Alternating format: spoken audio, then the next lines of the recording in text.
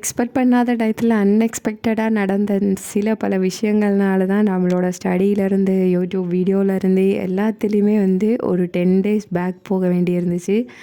So என்னன்றப்ப வீடியோக்குள்ளே போய் சொல்கிறேன். Hi, this is me your sister. Welcome back to another episode of PDJ journey. So கிட்டத்தட்ட 10 days ஆச்சு. நான் புக்கை தொட்டும் சரி, விலாக்ஸ் எடுத்தும் சரி, நான் எல்லாமே அதாவது பண்ணிகிட்டு இருந்த ரொட்டீன்லேருந்து பின்னாடி ரொம்ப ரொம்ப பின்னாடி போயிட்டேன்.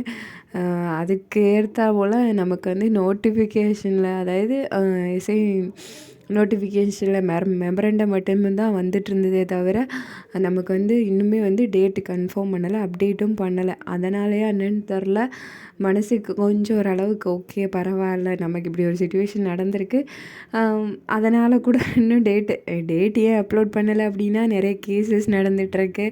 இன்னும் ஏஜ் ரிலாக்ஸேஷன் போன இயரில் போட்ட இன்னும் அப்பாயின்மெண்ட்ஸ் இன்னும் கன்ஃபார்ம் பண்ணலை அப்படின்னு நிறைய இஷ்யூஸ் இருக்கிறதுனால நமக்கு எஸ்ஐ இதில் ப்ராப்ளம் இருக்குது, இன்னும் அப்டேட் பண்ணாமல் இருக்கிறாங்க.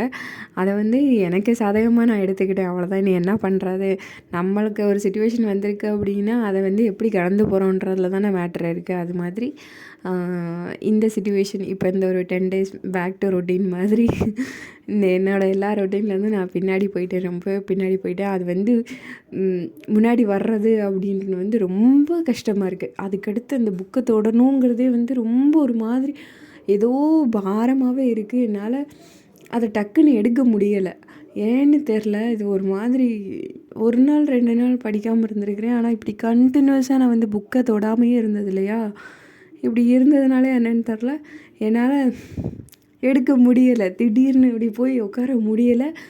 எல்லாமே டைம் மேனேஜ் பண்ண முடியல, எல்லாமே கொலாப்ஸ் ஆகுது. வீட்டில் வேலை பார்க்க முடியல, ஒரு மாதிரி டிப்ரெஷன் மாதிரியா இல்லை ஃப்ரஸ்ட்ரேஷனா என்னன்றதே தெரியல. பசங்கக்கிட்ட கோவப்படுறது, பார்ட்னர்கிட்ட ஹஸ்பண்ட்கிட்ட கோவப்படுறது, ஒரு மாதிரி திட்டுறது, இந்த மாதிரியே இருக்கே தவிர ஒரு மாதிரி ஒரு பீஸ்ஃபுல் இல்லை லைஃப்பில். என்னன்னு தெரியல. பட் மேபி இந்த ப்ராப்ளம், இந்த ஒரு சுச்சுவேஷன் நடந்ததுனாலே என்னன்னு தெரில. பட் இன்றைக்கி மார்னிங் தான் நான் அதையுமே ரியலைஸ் பண்ணேன். நம்ம ரொம்ப கோவப்படுறோம், ரொம்ப ஒரு மாதிரி இருக்கோம், இப்படியெல்லாம் நம்ம இருக்கக்கூடாது, இது கிடையாது, நம்மளோட ரொட்டீன்குள்ளே நம்ம வரணும் அப்படின்னு சொல்லிட்டு என்னன்னாலும் பரவாயில்ல அப்படின்னு சொல்லிட்டு இன்றைக்கி புக்கை எடுத்துகிட்டு ஆக்சுவலாக நம்ம போன வீடியோஸில் நம்ம என்னென்ன கம்ப்ளீட் பண்ணியிருந்தோம் அப்படின்னா பாலிட்டி, ஜியோக்ரஃபி, ஐஎன்எம் ஃபுல்லாகவே கம்ப்ளீட் பண்ணியிருந்தோம். நெக்ஸ்ட் ஹிஸ்ட்ரி தான். ஸோ ஹிஸ்ட்ரி எடுத்தேன். 5 o'clock தான் எழுந்திரிச்சேன். என்னால் அவ்வளோ சீக்கிரமாக எந்திரிக்கவும் முடியல, ஏன்னா பழகிருச்சு இல்லையா, நம்ம இந்த 10 days பழகிட்டோம் லேட்டாக எழுந்திரிக்கிறதுக்கு அந்த மாதிரி. ஸோ அதனால என்னென்னு தெரில. அதுக்கப்புறம் நான் ஓகே பரவாயில்ல அப்படின்னு சொல்லிட்டு ஹிஸ்ட்ரி எடுத்தாச்சு. இண்டஸ் வேலி முடிச்சிட்டேன், குப்தாஸ் முடிச்சிட்டேன். ஸோ 2 டாபிக் தான் என்னால் முடிக்க முடிஞ்சிச்சு. அதுக்குள்ளே நம்ம சின்ன பாஸ் எந்திரிச்சிட்டாரு, அதனால் அவரை ஃபீட் பண்ண போய் படுத்து அப்படியே தூங்கிட்டேன். ஸோ இப்படி தான் போச்சு. நெக்ஸ்ட் அடுத்தடுத்து நம்ம வீடியோ நமக்கு டெய்லி அப்லோட் ஆகும். வீடியோஸ் டெய்லி பாருங்கள். நீங்கள் மறுபடியும் நம்மளோட செஷன் ஸ்டார்ட் ஆகும் போது நம்மளோட ரொட்டீன் பேக் டு ரொட்டீன் வர போகிறோம்.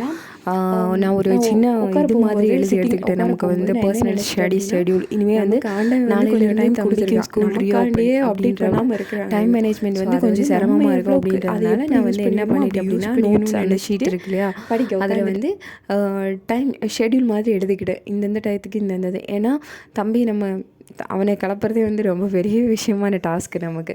ஸோ அதுவும் பண்ணணும். தென் நம்ம வீட்டில் சோர்ஸ் இருக்கும், நமக்கு நிறைய ஒர்க் இருக்கும், அதையும் பார்க்கணும். நம்ம படிக்கணும், மெயினாக நமக்கு படிக்கணும். இதெல்லாம் செகண்டரி தான், படிக்கிறது தான் நமக்கு மெயின், ஃபஸ்ட்டு ப்ரைமரி. ஸோ அதனால் நான் அதுக்கு நிறையவே இம்பார்ட்டன்ஸ் கொடுத்தேன். 10 hours நான் ஃபஸ்ட்டுமே 10 hours தான் போட்டு வச்சுருந்தேன்.